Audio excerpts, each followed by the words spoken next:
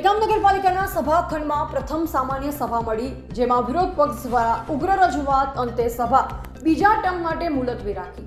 ગાંધીનગર જિલ્લાના દહેગામ નગરપાલિકા હોલમાં આજે પ્રથમ સામાન્ય સભા મળવા પામી, જેમાં નગરપાલિકાના પ્રમુખ નેહાબહેન પટેલના અધ્યક્ષસ્થાને મળવા પામી, જેમાં ચીફ ઓફિસ ઉમા રામાણી તેમજ ભાજપ અને કોંગ્રેસના ચૂંટાયેલ કોર્પોરેટરો ઉપસ્થિત રહેવા પામ્યા હતા અને દહેગામ શહેરને ઝડપી વિકાસ થાય તે માટે વિકાસના કામોની સર્વાનુમતે બહાલી આપવામાં આવી તથા નગરપાલિકાના કોર્પોરેટરના ચૂંટાયેલ ભાજપના નવા પ્રતિનિધિઓને વિવિધ ખાતાનું વિતરણ પણ કરવામાં આવ્યું અને નવા 14 જેટલા કોર્પોરેટરોમાં નવા ખાતા પ્રાપ્ત થતા તેમને ભારે ખુશીનો માહોલ છવાયો અને વિરોધ પક્ષ દ્વારા વિવિધ પ્રશ્ન બાબતે ઉગ્ર રજૂઆત થવા પામી અને એજન્ડા મુજબ રજૂઆત કરી સામાન્ય સભા મુલતવી રાખવામાં આવી।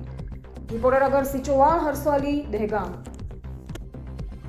હુકમ કરે એના માટે ટેન્ડર મૂકવું પડે, બરાબર? કોઈ ટેન્ડર પ્રક્રિયા થઈ નથી, એનો શું જવાબ કરવા?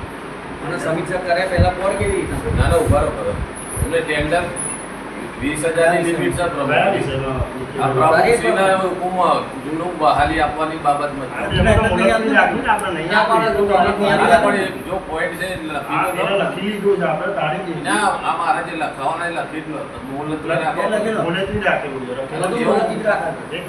રાખો નગરપાલિકામાં સામાન્ય સભા મળી એ વિશે બેન શું કહેવું છે આપનું? હું નેહા પટેલ એક દહેગામ નગરપાલિકાની પ્રેસિડેન્ટ છું।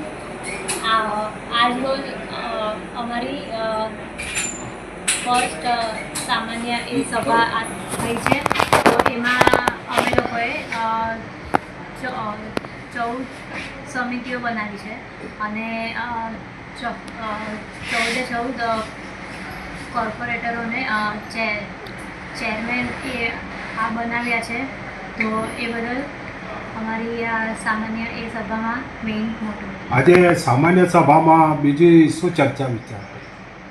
બસ એ જ કે જે એજન્ડા હતો એને રિગાર્ડિંગ વાતચીત થઈ છે અમારી અને સમિતિઓની વિકાસના કામો અંગે શું કહેવાય? વિકાસના કે આપણે આ એ દહેગામને